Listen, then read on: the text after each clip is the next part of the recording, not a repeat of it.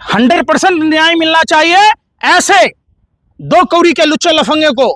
क्या ये अदालत में रहने लायक है? ये तो घर में रहने लायक नहीं है, इनको जंगलों में छोड़ दीजिए। ये सब आरएसएस की प्रयोगशाला के लोग हैं। ये लोग उनसे तमाम जो अनुसांगिक इकाइयां हैं, ऐसे नफरती लोग हैं जो धर्म का इस्तेमाल गलत तरीके से करते हैं। इनको हीरो क्या बना रहे हैं? वो वही डीएनए वाला है, नाथूराम गोडसे का डीएनए है। नाथूराम गोडसे में और एडवोकेट किशोर में कोई अंतर है क्या?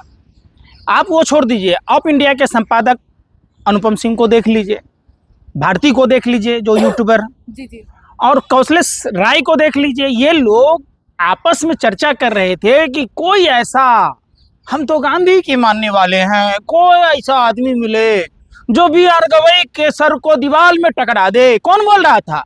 2 अक्टूबर से पहले की बात है ये। निश्चित तौर पर देश के गृह मंत्री और प्रधानमंत्री को जवाब देना होगा। एक तरफ घड़ियाली आंसू बहाते हैं और दूसरी तरफ इन एक षड्यंत्र, साजिश और प्रयोग के तहत सीजीआई पर हमला होता है। तो सनातन का अपमान करेगा तो हमला नहीं होगा? कौन सा सनातन का अपमान हो गया? कह रहे अपने भगवान से मांग लो। कौन कह रहा? सीजीआई ने टिप्पणी की थी। अरे भाई तो सुन तो लीजिए, सनातन का अपमान तब नहीं है जब वो जो दवा की कंपनियां 40 बार सैंपल फेल हो गया और बच्चे मर रहे हैं। तो क्या आपको नहीं पता है? क्या इन मूर्खों को, कलयुगी रावण और कालनेमी की नाजायज औलादों को नहीं है शर्म कि वो बच्चे कैसे मर रहे हैं? तब नहीं पता चलता है? आप बताओ ना कि जब ललितपुर में एक छात्रा को चाकू के नोक पर गाड़ी में बिठाया गया और उसके साथ क्या हुआ? जब महिलाओं के साथ छेड़खानी होता है, जब किसानों को प्रताड़ित किया जाता है, तमाम छात्र नौजवानों के साथ होता है, तो उनका सनातन कहाँ चला जाता है? ये लोग का सनातन से कोई मतलब नहीं है। जिस सनातन धर्म में 84 लाख योनियों के भरण पोषण की बात होती है, जो सनातन का मुख्य स्तंभ त्याग, तपस्या, बलिदान, क्षमा, परोपकार है, उस सनातन को जबरदस्ती ये घसीट रहे होते हैं। सनातन को समझिए। और जो सनातन के नियम है, जो आचरण है, जो मर्यादा है, अगर आप उसके अंदर आत्मसात करेंगे तो आप किसी को सूद पर पैसा नहीं दे सकते, आप किसी से रिश्वत नहीं ले सकते, आप व्यभिचार नहीं कर सकते, आप मद्यपान नहीं कर सकते, आप किसी से नफरत नहीं कर सकते, आप किसी से हिंसा नहीं कर सकते। सनातन कहाँ सिखाता है? आपने वो कथा सुनी कि एक साधु जब नदी में स्नान कर रहे थे, बिच्छू को डूबते हुए देखा। यह सनातन की परंपरा का निर्वाह उन्होंने किया। बिच्छू का स्वभाव डंक मारना है और साधु का स्वभाव, सनातन की जो मर्यादा है, वो बार बार साधु जानने के बावजूद कि वो बिच्छू डंक मार रहा था, साधु महाराज को तकलीफ हो रही थी, फिर भी डूबते हुए बिच्छू को बचाया। यह सनातन है। सनातन का मतलब है दगीची ऋषि ने राक्षसों के सर्वनाश के लिए अपना पूरा शरीर दे दिया, उनके हड्डियों से गांडीव जैसे हथियार बने। क्या आपको नहीं पता है? क्या आपको नहीं पता है महर्षि शिव जिन्होंने अपने पूरे शरीर का परित्याग कर दिया, वो सनातन की परंपरा है। सनातन हिंसा, नफरत की बात नहीं कहता। हमेशा सनातन जब भी कहता है, संदेश देता है, तो जियो और जीने दो, विश्व के कल्याण की बात कहता है। लेकिन उन्होंने तो ये बोला कि सनातन का अपमान नहीं सहेगा हिंदुस्तान। अभी उनके ऊपर एक वीडियो भी जारी हो रहा है। आप राम को मानते हैं कि रावण को? बताइए। आप राम को मानते हैं ना, तो राम की बातों को सीखो ना।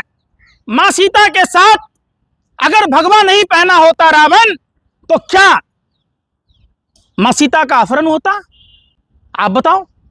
आप पहचानो मर्यादा। आप देख नहीं रहे? आप लोग, मीडिया के लोग सनातन को बदनाम कर रहे। पता नहीं कौन से विदेशों की शक्तियां आपके हाथ के पीछे है।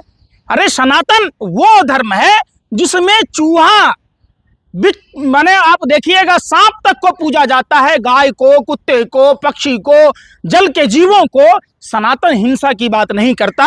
हर फरेबी, हर अधर्मी धर्म का नाम लेकर धर्म को बदनाम करता है। तो कह रहे मुझे कोई अफसोस नहीं ना, मुझे कोई वो है कि मैं माफी मांगू। अफसोस इसलिए नहीं है कि ये स्क्रिप्ट पहले ही लिखी गई थी। मैंने आपको क्या बोला? कौशलेश राय और अप इंडिया के संपादक अनुपम सिंह, यूट्यूबर भारती जो राइट विंग का बहुत बड़ा दक्षिणपंथी कलाकार है, इन सब ने पहले ही कहा था कि हमला होना चाहिए। अब वही वकील वाली बात बोली। आप बताइए कि कोई वकील तो कोर्ट में होगा जो उनके सर को दीवार में टकरा के मारेगा, तो वकील कहां से आया? ये सब आरएसएस की प्रयोगशाला के लोग हैं। ये लोग उनसे तमाम जो अनुषंगिक इकाइयां हैं, ऐसे नफरती लोग हैं जो धर्म का इस्तेमाल गलत तरीके से करते हैं। लेकिन एक एआई वीडियो जारी हो रहा है, आपने देखा है, लेकिन सरकार उनको पकड़ नहीं पा रहे किसने मारा। देखिए सरकार कैसे पकड़ेगी जब सरकार के ही लोग ये काम करते हैं, जब सरकार खुद ही नफरत की बात करती है। क्या सरकार को नहीं पता है कि अनुराग ठाकुर कौन है, गिरिराज सिंह कौन है, नीलेश राणे कौन है, अर्जुन सिंह कौन है, कौन शरद त्रिपाठी है? ये तमाम जो भारतीय जनता पार्टी के सर्कस रूपी सर्कस में, चिड़ियाखाने में तमाम जो नफरती चिंटू हैं, जो देश में अपनी सत्ता के लिए देश में नफरत परोस रहे हैं, देश को बर्बाद कर रहे हैं। यानी कि लगातार जो हो रहा है, क्या ये सही है इनके पर? लेकिन गगन साहब ने माफ कर दिया है उन्हें। देखिए गलत किए हैं, नहीं माफ करना चाहिए।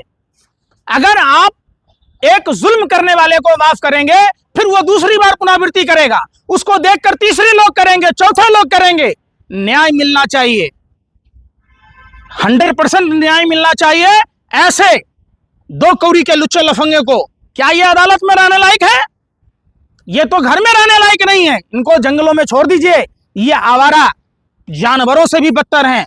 जो आदमी न्याय के मंदिर में जो हिंसा की बात कहता है, ऐसे लोगों पर एफआईआर दर्ज हो और इनको सजाए मौत की सजा मिले, इनको फांसी की सजा हो। मीडिया तो हीरो बनाने में लगे हुए हैं। देखिए मीडिया क्यों कर रहा है? मीडिया का काम क्या है? मीडिया मुद्दों से ध्यान भटकाना चाहती है। जो राजस्थान में मौतें हुई बच्चों की, जो मौतें छिंदवाड़ा में हुई, क्या जीवेश मिश्रा के घटनाक्रम से अगर सरकार ने संज्ञान लिया होता तो काइसन फार्मा के जिसके 40 सैंपल फेल हो गए, कौन लोग जिम्मेदार है? और राजस्थान का स्वास्थ्य मंत्री क्या कह रहा था? मध्य प्रदेश का स्वास्थ्य मंत्री क्या कह रहा था? प्रधानमंत्री जी शर्म कीजिए, देश के स्वास्थ्य मंत्री जी शर्म कीजिए। अगर जीवेश मिश्रा को उसी समय फांसी दी गई होती, जीवेश मिश्रा को जेल के सलाखों के पीछे भेज दिया गया होता, जीवेश मिश्रा को मंत्रिमंडल से हटा दिया गया होता, जीवेश मिश्रा को पार्टी से भारतीय जनता पार्टी निलंबित कर देती, तो आज छिंदवाड़ा और राजस्थान की घटना नहीं होती। लेकिन पंजाब सरकार, कर्नाटक सरकार ने तो एक्शन ले रहे हैं, उनके ऊपर एफआईआर कर रहे हैं। मैं क्या कह रहा हूं, कोई भी पार्टी की सरकारें हों, जो इंसान के जीवन से खेल रहा है, जो मौतों का सौदागर है, जो खाद्य पदार्थों में मिलावट मिलाता करता है, जैसे आपने कानपुर में देखा होगा, भारतीय जनता पार्टी का एक नेता धनिया के पाउडर में गोबर का लीज मिलाकर बेच रहा था। सोचिए कितना विभत्स घटना है ये। इसलिए तो कहता हूं कि यह सरकार जिसके हाथ में भाजपा का झंडा, समझो वो भ्रष्टाचारी, बलात्कारी या तो गुंडा। लेकिन मोदी जी ने तो सीजीआईसी से बात किया है। भाई मोदी जी अपना फिर वही वाली बात, सरकार को घेर लेते आप। एक बात सुनी नहीं रहे। अरुण वाल्मीकि की हत्या हुई, स्पष्ट वीडियो में कहा आपने रायबरेली की घटना, वाल्मीकि समाज के हैं वो, उनकी पत्नी का रो रो कर बुरा हाल है। क्या किसी ने कहा? क्या प्रधानमंत्री की संवेदना मर गई? क्या प्रधानमंत्री का जमीर मर गया? क्या देश के गृह मंत्री का दूरबीन खो गया कहीं क्या? अरे गृह मंत्री जी, आप तो दूरबीन लगा रहे थे ना। आप तो कह रहे थे कि लड़कियां 12 बजे रात में जा सकती है, यहां तो पुरुष नहीं जा सकता है।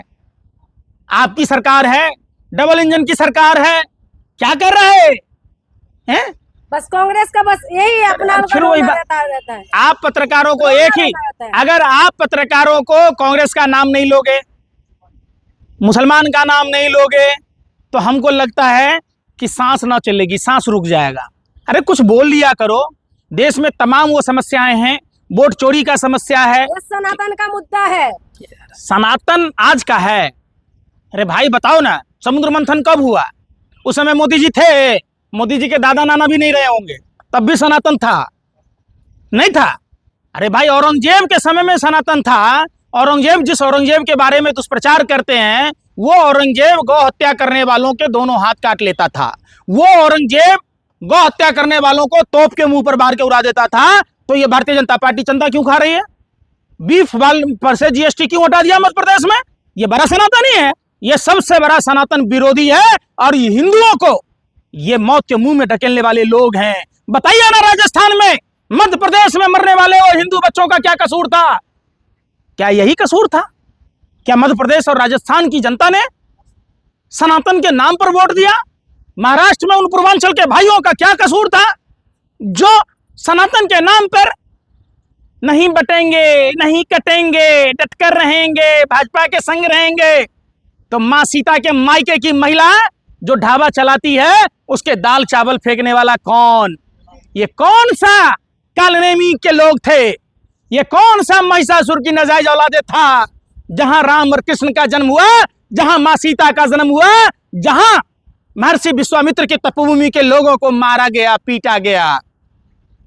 बात करते हैं सनातन की।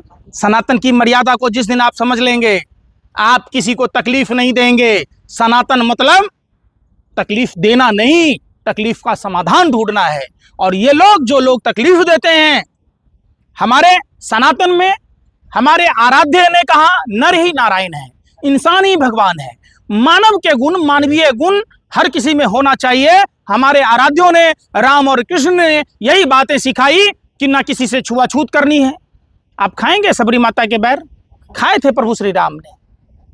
महर्षि वाल्मीकि की ऋषा में मां सीता के दोनों पुत्र हुए। पहुंच जाते हैं यार, वही तो समझा रहा हूं, आप लोग नहीं समझ रहे हैं ना, पत्रकारिता कर रहे हैं आप लोग। आप लोगों को ईमानदार होने की जरूरत है। जरा देश के बारे में सोचिए। आपको भारत माँ की मिट्टी का वास्ता, आपको अपने घर परिवार का वास्ता। जिस दिन आप पत्रकारिता के लिए निकलते हैं, अपने घर के लोगों को देख कर निकलिए।